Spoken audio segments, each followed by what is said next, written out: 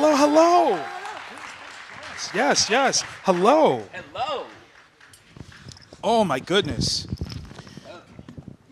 To sit with truly two legends of this voice acting game is an honor. Let me just start off with that. No, of course. Because I think one of the things that is very important for people to understand is exactly what voice acting is. We have a overall concept, but to really lock it down, sometimes it's a very personal experience. So I would ask each of you to, one, explain what it is to you and tell people how many years in the business you've had to develop that perspective. I feel like for me, it's constantly still evolving as voice acting is changing. If somebody had told me that I was still going to have a job and be able to work during a global pandemic, and I would be able to work in my closet, I would be shocked. But yeah, I started acting because I wanted to tell stories. I love telling stories. I had the interest to do that when I was 3 years old. Aww. So I'm 36 today. Hey, happy birthday! Yeah, thank you. We got you working on your birthday? Oh my God, that's the thing. I love doing it. That's awesome. I love my job. I'm very grateful to get to do this. I wanted to do this since I was 3 years old, and it took me 3 years of pestering my parents and saying, no, please let me do this. I'm tough enough. I can handle the tough business. And it is still evolving, but the one thing that I could say is you have to want to be a storyteller. Yes. And you have to love what you do, because this industry is incredibly challenging. Yes. What is great about voice acting, and not just, I do on-camera stuff as well, but what's so lovely about voice acting is I can play so much more and tell so many different perspectives of stories in voiceover than I can on camera. There are so many roles that I have done voiceover-wise that I would never get cast for. Got you. And that's so lovely to get to do that. It's also longevity. Yes, I could play a 3 or 4 year old child, where on camera that time has very much. I don't know. I mean, happy birthday, that's but you can pull off. Yeah, you can pull off. But yeah, it is an opportunity to get to tell stories, to empathize with different perspectives of human life, and also to work through things that I've experienced in my life. So it is very much a therapeutic process, but acting is always at the core, always the focus, and the love of storytelling. That's what voice acting is for me. Make some noise for that, y'all, please. Thank you. Yeah. Barry? Well, speaking of longevity. Yes, indeed. Yes, indeed. Yeah. I'm 75. Yeah. So... Yes. And I started when I was 4. So 60, when I hit around 62, I kind of retired. I kind of said, I've been doing this a long time. Yeah. So I kind of retired. And then they pulled me back in. Did. We need you. They said no way. Come on. To do Transdimensional Turtles and to do Shredder's Revenge. And so that was fun. But I actually came to voice acting very late. I was already, I think, in my 30s. Cool. Okay. I had done a lot of on-camera acting. And then for the first time, I got a commercial agent. And that's how it started. I got a commercial agent because I was actually asked to do an on-camera commercial because I had done a role in a television episode. It's just weird how all of these things come together. I had done a role in a television episode, one episode, and an advertising agency saw it and said, well, we want that character. Wow. And we've kind of written that character for a commercial. So for what was RC Soda, Royal Crown Soda. Oh, yes. Cool. So I played that character, and because I played that character, I got a commercial agent for the first time. Wow. My commercial agent also did animation and voiceovers. Okay. Nice. So the next thing that I knew, I was up for an animated commercial, and they weren't sure whether they wanted, interestingly, a turtle or a bunny. Now I've done both. I was going to say, like... So they weren't sure, a turtle or a bunny, but they went with the bunny. Okay. All right. And that was a 35-year gig, being the Nestle Quick Bunny. Wow. And that started my voice acting career. And then from there, I started to go out for animated series, Right. and I was very blessed because most of the time, and this is kind of weird, but most of the time I use my own voice. Donatello is totally my own voice. In fact, I actually came up with kind of a voice, for Donatello. And they said, no, just use your own voice, okay? Just do you. That's right. They said, he's kind of a nerdy character, just do you, which I think, now that I look back, that was not very nice. No. That was anyway. that was crowning you. That was telling you you're king. Did. And I was blessed to do that for a long time. But that's how I got into it from on camera and through that commercial. And it's kind of weird, but yeah, no, make some noise for that, please. Now, I think it's important to Maggie Robertson. Maggie's here. Woo! Well, hello. Right on time for you to jump in on this first question, which is okay. Here we go. Existential. Sorry. Number one, what is voice acting to you? And how many years in the business have you been in to develop that concept? This is what you get for being late. God. That's what it is. That's right. Nope. No excuses. Voice acting is acting. That's number one. It's number one. 1, 2, and 3, truthfully. Okay. And I've been doing voice acting since 2019 when I moved to LA and then immediately booked Hey now. that character. Hey now. Lady Dimitrescu from Resident Evil Village, Resident Evil Village, for those who don't know. So that's what kind of got me into voiceover and video games and performance capture. And I moved to LA to do on camera, and then I found this and fell in love with it. I really felt like I had that lightning bolt moment when I was in the volume, which is where you record and film motion capture and performance capture work. And it felt like the perfect merger of all of my different backgrounds. I come from a theater background. I have a degree in Shakespeare and classical acting. I'm a singer. So there's just a whole degree of which everything that I had done up until this point had been the foundational building blocks to lead me to that moment. And it really felt quite serendipitous and special to be there. So I've completely changed my trajectory and been like, well, this is really cool and I like this, so I'm going to keep doing it. And that's how long I've been in the industry. No, I love it. Make some noise for that. Because it's truly for our benefit that's happened. One of the things that I think collectively you all have said, and I think it's worth repeating for the audience, is that voice acting is specialization in terms of acting, not a separate craft of acting. And when it comes to what you sound like, Barry, like you said, you tried to affect a voice for Donatello, but there was a natural cadence that they wanted to get. Do you have to do any sort of particular training to understand what your range comfortably should be? Well, bebop is a little different. A little bit. A little bit different. But mostly, yeah. I mean, I was fortunate because I was, like Maggie, I was a singer.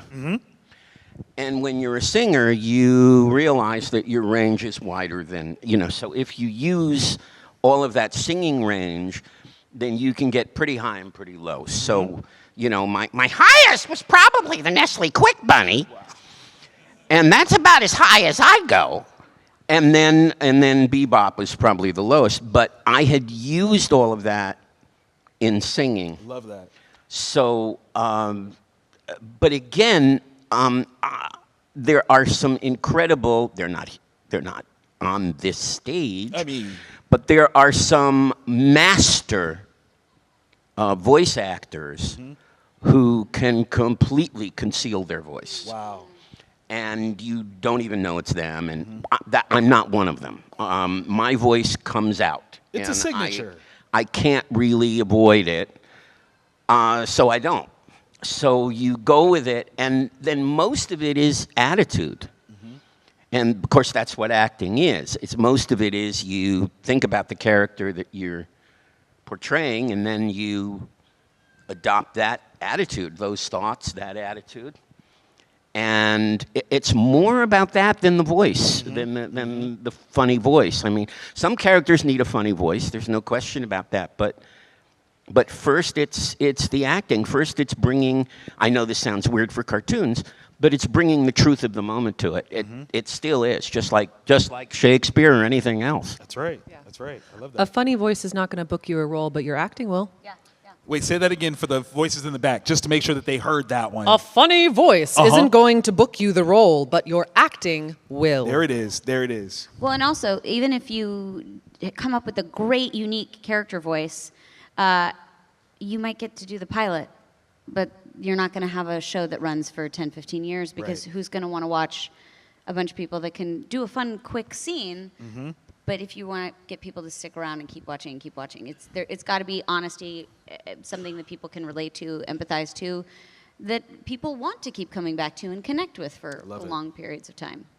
And the purpose of training, and especially what your question was about the voice, vocal training, that is just about learning where your limits are, learning how flexible and how versatile you can be as an actor. And then those are tools that you bring in to the booth or the volume whenever you're working. And I think the key for me that I've learned is you have to have put in your 10,000 hours beforehand, because so often we're working so quickly. You don't have time to sit down and do text work and figure out your character. You're having to make really fast decisions, and you need to have enough trust in your foundation, your craft, your acting, to be able to make those choices and make them truthful and supported by the evidence of the text or the character image or the this or that you know. So you're working really fast. So acting, training, flexibility, versatility. And you had mentioned what type of training. My mom is a dance teacher. I danced growing up. I've done singing lessons. I have done on-camera classes. I've done improv. I did traditional theatrical training. There is no one, if you take this one voice acting class taught by this one person, or you do this one type of, like you had mentioned, voiceover is a specialization. It's like, in a dance metaphor, it's like putting point shoes on versus tap shoes, like doing on-camera versus commercial versus industrial. It's all just what shoes are you wearing today to do your job. And as an actor, we will all say we're working actors. We don't say we're working voice actors. Right. And if you want to be a working actor, there are so many talented people in this global, wonderful planet that we live on, and we're all competing for the same jobs. It's true.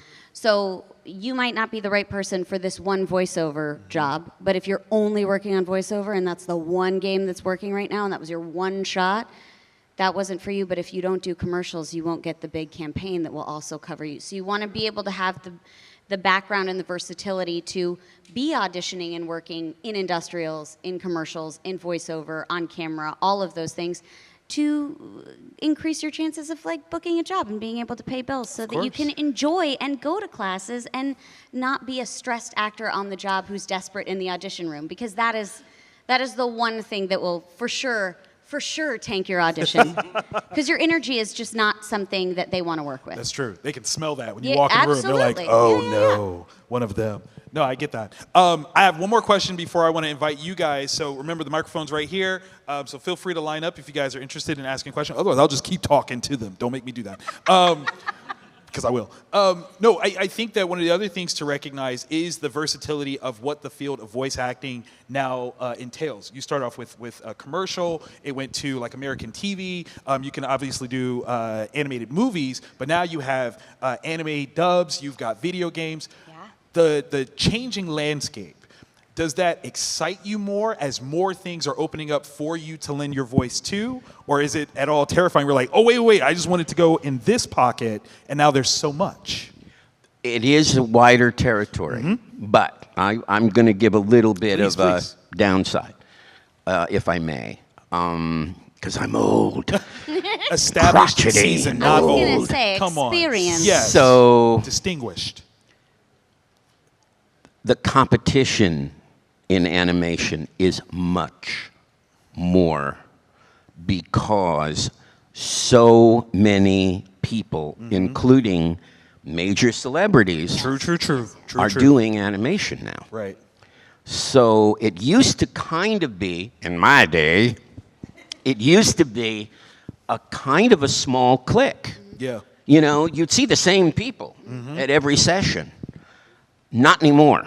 You know, you were talking about being able to work out of your closet. You know, it used to be that, you know, it was this smallish group and we actually worked together on music stands in front of mics, and you saw those same people over and over and over again. Today, it is a huge talent pool, and part of that talent pool, you're competing with people who may not be, I'm going to be honest, may not be as good as you. Right. When it comes to doing voice acting, but they've got the name. Yeah, it's true. And they're going to put that up. Yeah. So, you know, they can sell tickets. So, or cereal or whatever they're going to sell. So, you have to understand that. You have to understand that the nature of the business has changed in some ways for the better because there are a lot more opportunities. Right. In some way for the worse because the talent pool is so big. If I can give a hug to your pushback, Barry, I want to give you your flowers because what that means is that actors like yourself did such a phenomenal job of building this business that other people are absolutely attracted to join it because you guys set the standard of what can be, and it's such a beautiful one. So thank you. Well, that's for that. very kind. Thank you. Of course. Go ahead. I mean, it is very exciting that there's so much work, but also with so much work now, there's even more ways that you could stretch those skills. Of course. So now, like, the specialization gets even more specialized. There's some people that you'll find just like doing anime. Just really have a great voice for video games. Right. Really have a great voice for Western animation. Really are great at doing ADR dubbing, or are really great at doing celebrity voice matching. I cannot do celebrity voice matching to save my life.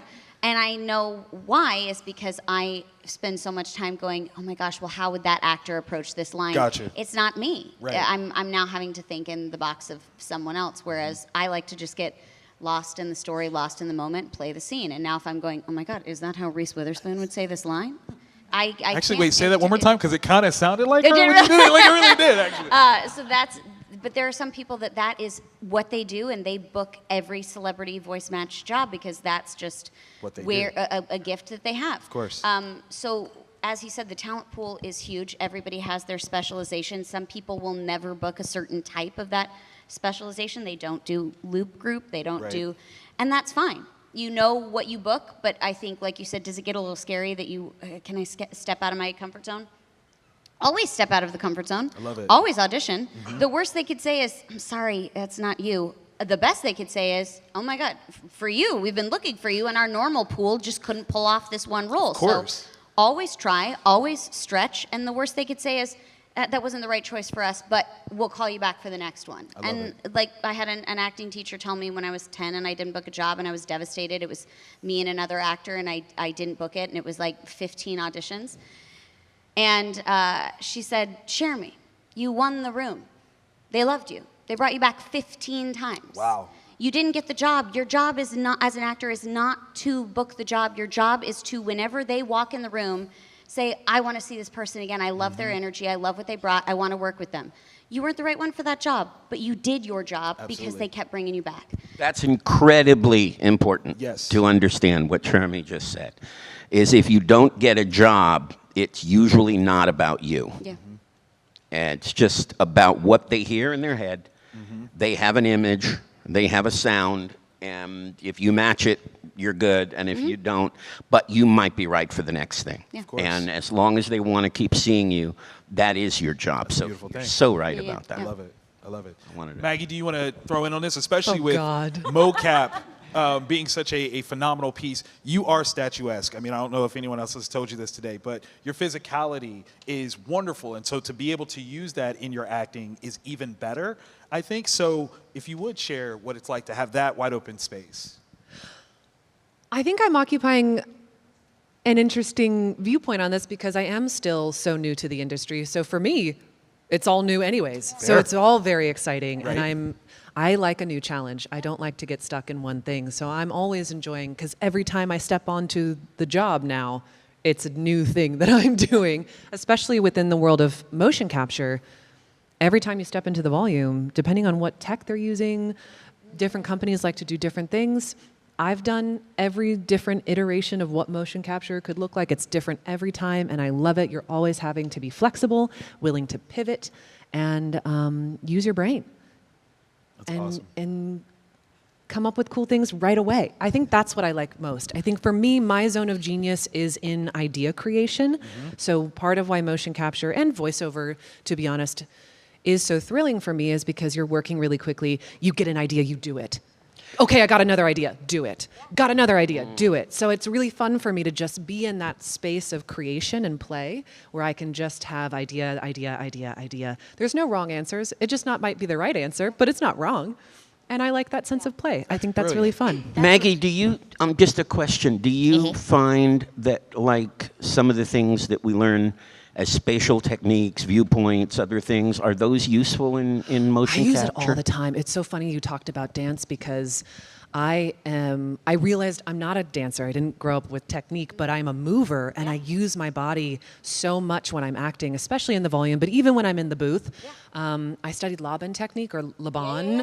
I don't know if you know that, but I loved that and that's instrumental for me. So I definitely use my body. I try to get out of my head and into my body so that I'm acting instinctually and making instinctive choices rather than I must know what my character's favorite color is and what they had for breakfast this morning and that just weighs me down and gets me distracted. I gotta let that go. Oh my gosh. I was talking to my husband and my mom about that last night. I was like, every time you had to like read a script and they'd be like, and what is the objective for this line? What is the objective for this line? I'm like, let's just read the scene and what are these two humans talking about? Like, we don't need to break it down. But for some people, they do need to go through that process of breaking it down. But for me, acting is very intuitive, and that's what's so nice about voiceover is for on camera, there's hundreds and hundreds of people on a set. Each time you have to do a scene again, you have to reset, and you don't want to be the reason that your choice upsets lighting or focus or whatever. Like, everybody's got to have the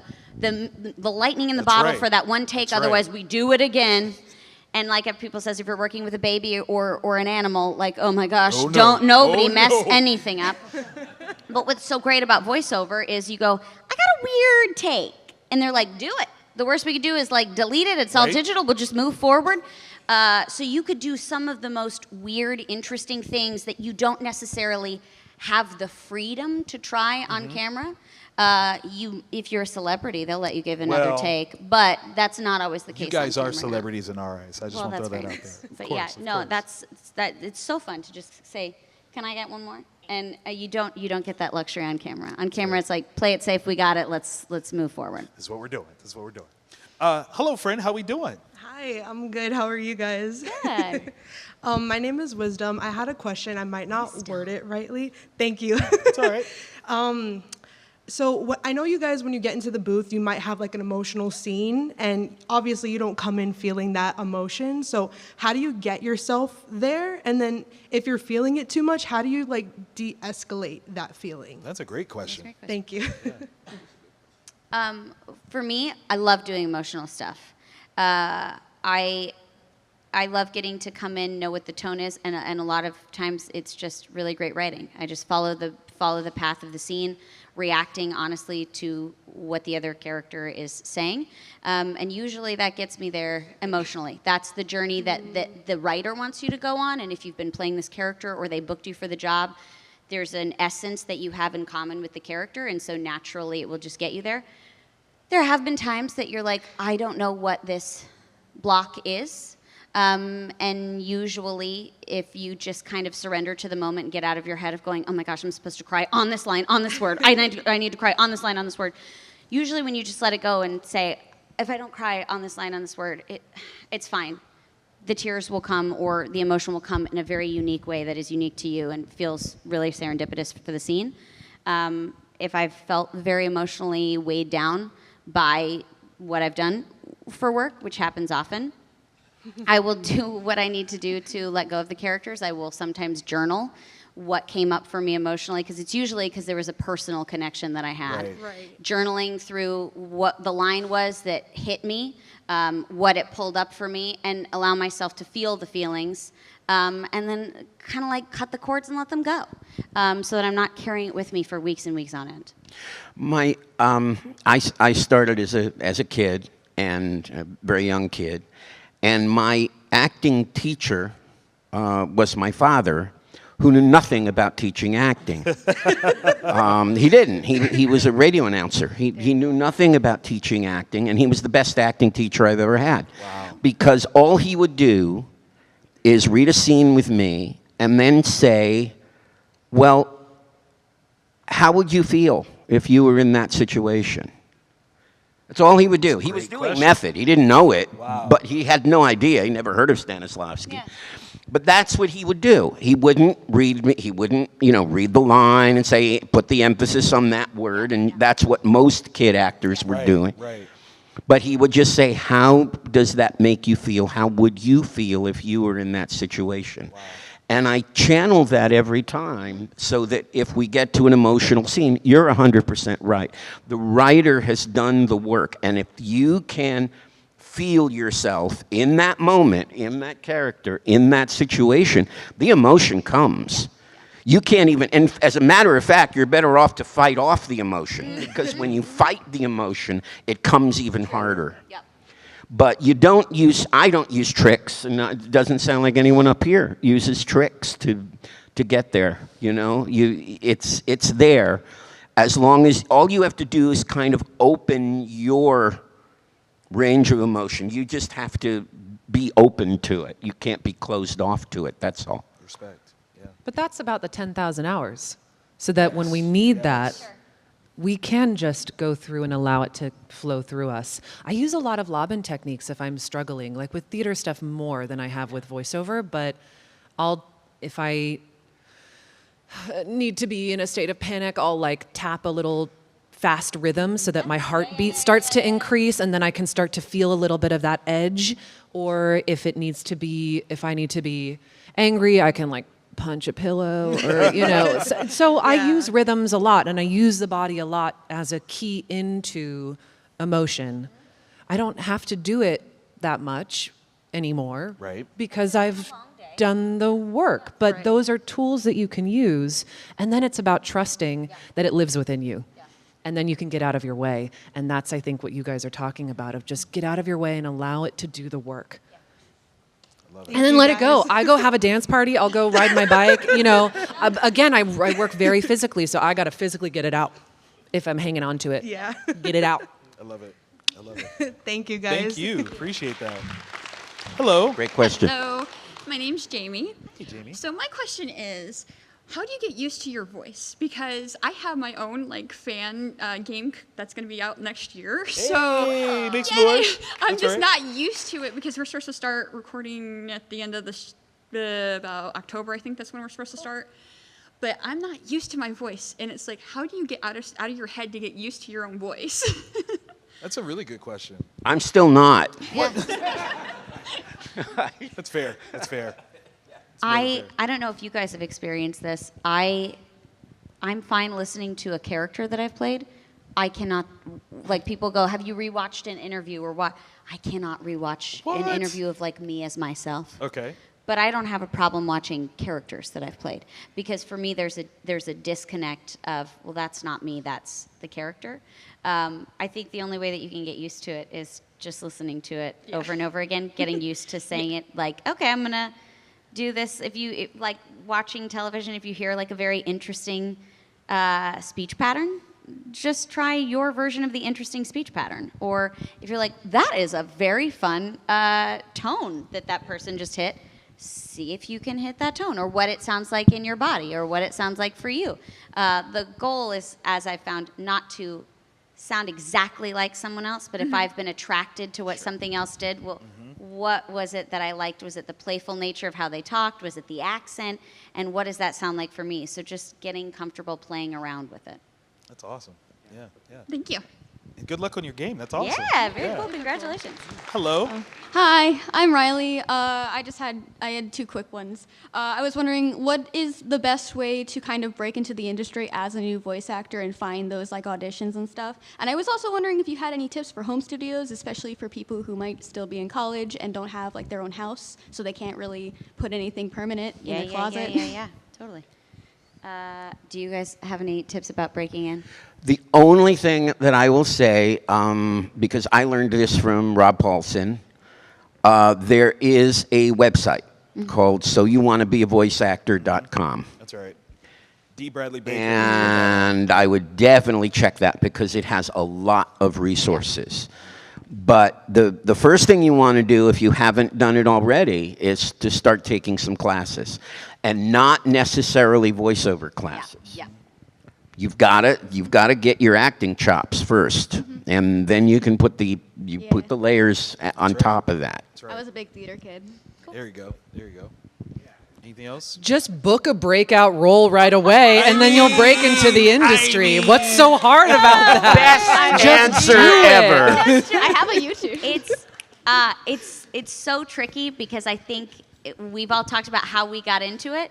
Everybody's path has been completely different, and that is the one thing that has been common on every channel that I've been on. People say, I started when I was a kid. Bryce Papenbrook is a very good friend of mine. He's like, my dad was an actor, and I was sick that day. He brought me to the studio.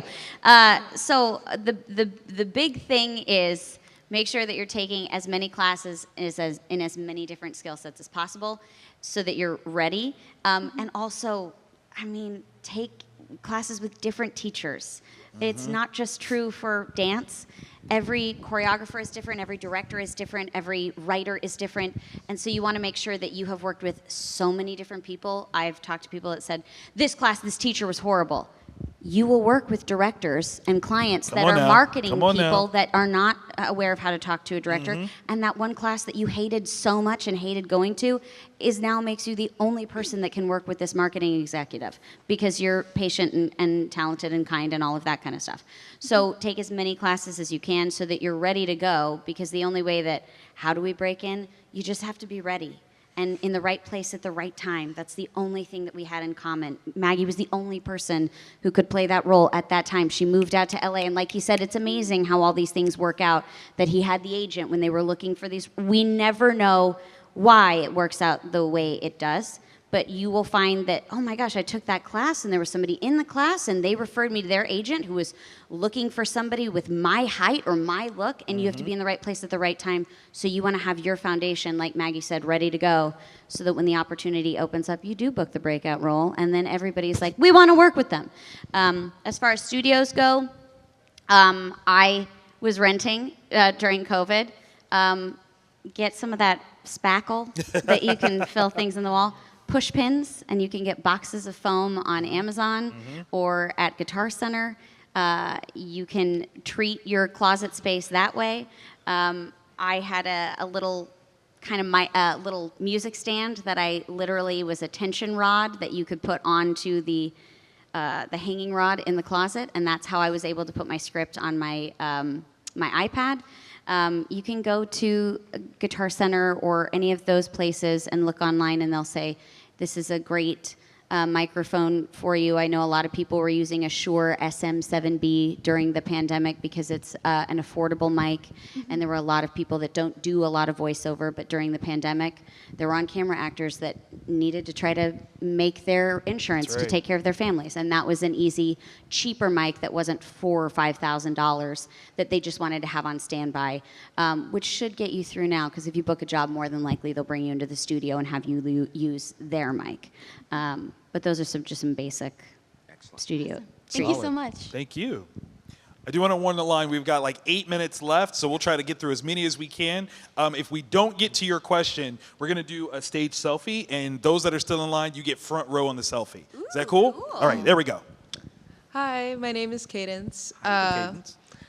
I was going to basically ask what she said, but you know what? Since that question's gone, I'm just going to say I appreciate all of you. Like That's right. Totally, Make that noise. like, Make that noise. You guys are like, yes. it's wild to like, the reason I want to do this is because of people like you. Like, I see you on screen. Like, you guys, like, always make like people like me feel like, oh my gosh, like, it's just, I don't know. I'm not very good at explaining it. That's all right. But we're feeling the love. You're doing great. Yeah, I'm trying.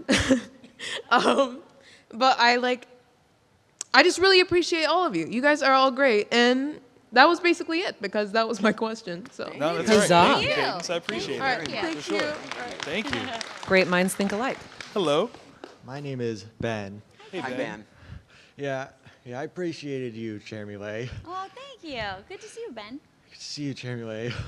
And yeah, I liked how you played Makoto. Oh, thank you. Yeah, and Queen Sonia. Of Oh, course, awesome. of course. Thank you so much.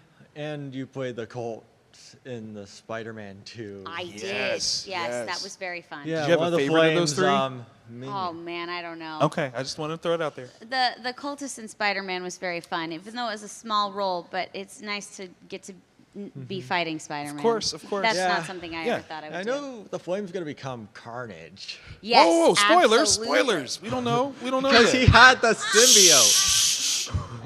There's somebody that might not know. Ben, we can't tell them. Yeah, Is your last name Parker, Ben? I just want to know. Just out of curiosity. I'm sorry. yeah. That was super nerdy. I'm so sorry. Because, yeah. And you were also Ray in Fire Emblem Three Houses. I was. I Yeah, love yeah, it. yeah, I love you're it. right. Yeah, because I saw the spirits in Smash Bros. Ultimate.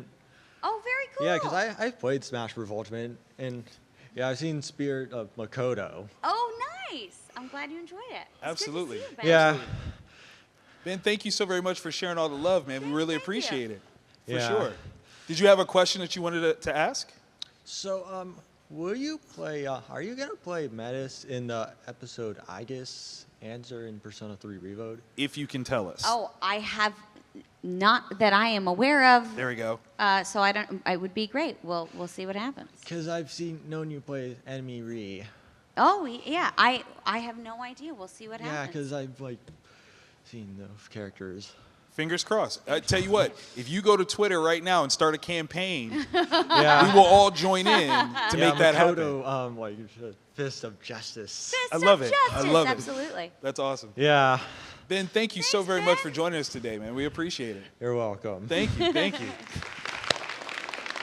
Yay! Hello.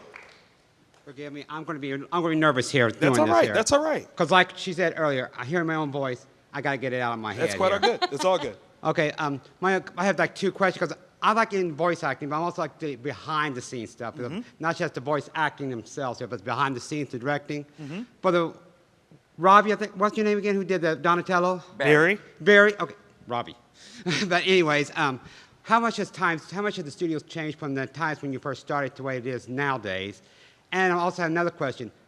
Well, my other job, I work on the mic a lot. I'm not going to say what it is, but people tell me I sound like a woman here. Is that has any of you ever done like a boy's voice? Oh, wow. And how do you do that? Have I done a boy's voice? No. Did I? I was actually going to have you start off with the how things have changed, but have you? No, I will start. Yeah, yes, I'll do that. yes. Radically, things have changed a lot because, as I was saying, that back in the 80s when I was doing and 90s when I was doing most of the animation work, we all worked in a room together. So, music stands, microphones, and frankly, that is, to my mind, the best way to work because I miss you it. get to feed off of each other. It becomes like, doing an improv. True I mean, and even though the script is there and you can't go too far away from it, you still, and I think that's one of the things that made Turtles really good. Of course. Was the fact that we were able, the four of us had a good chemistry and we worked together. You can't do that anymore. Most of it is all done individually. I mean, I just did Shredder's Revenge and all of our lines were done individually, separately. So, and especially with games, you're doing so many variations that you can't do that. You can't do that kind of flow. So that's the big change. That's what's changed.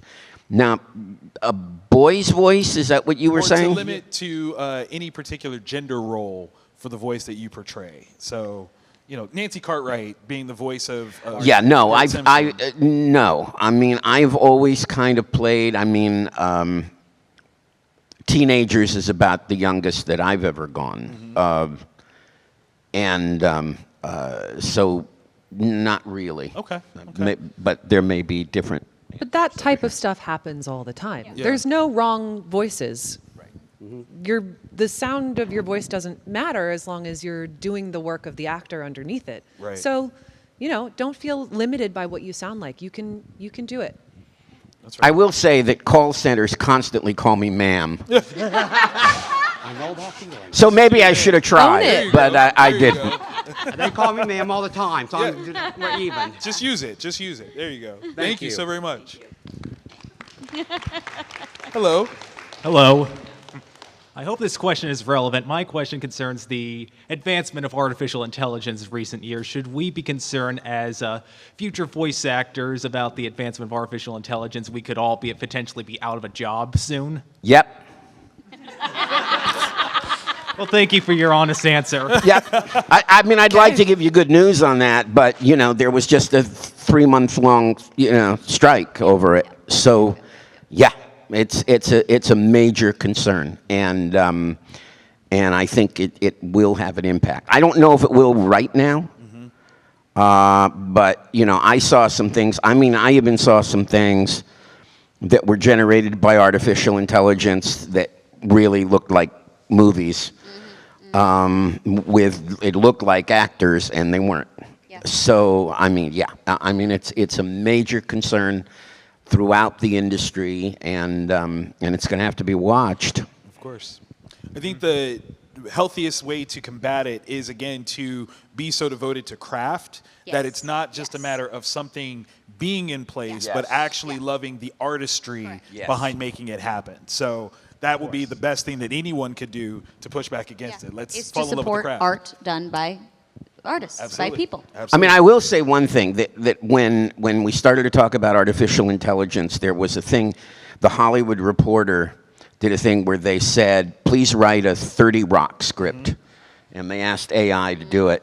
And AI wrote a perfect 30 Rock script. It was sensible, the characters were right on, everything was right on. One little problem, not one joke. Wow. Yes. Wow. Yeah. Nothing funny about it. Yeah. So there are going to be limitations. Right. So Victor's right.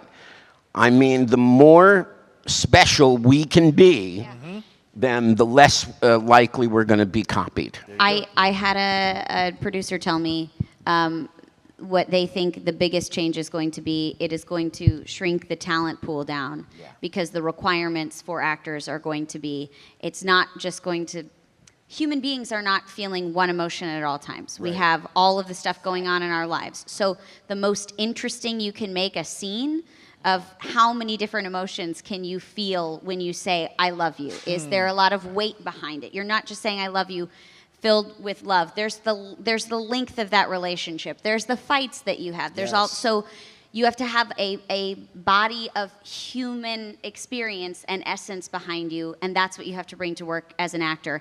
And any actor who just says, I just want to, play this character and have a lot of fun and maybe be famous. If that is your goal in wanting to be an actor, I would not devote your time, because it is a very expensive, on your soul and out of your pocket industry to get into. Right. But if you want to really empathize with human nature, if you want to connect with other actors, if you want to have that magic moment of storytelling, bringing in writers' work to life and all these other things, that is what is going to keep AI different from the entertainment that we watch now. That's and right. people are going to be able to tell the difference with that.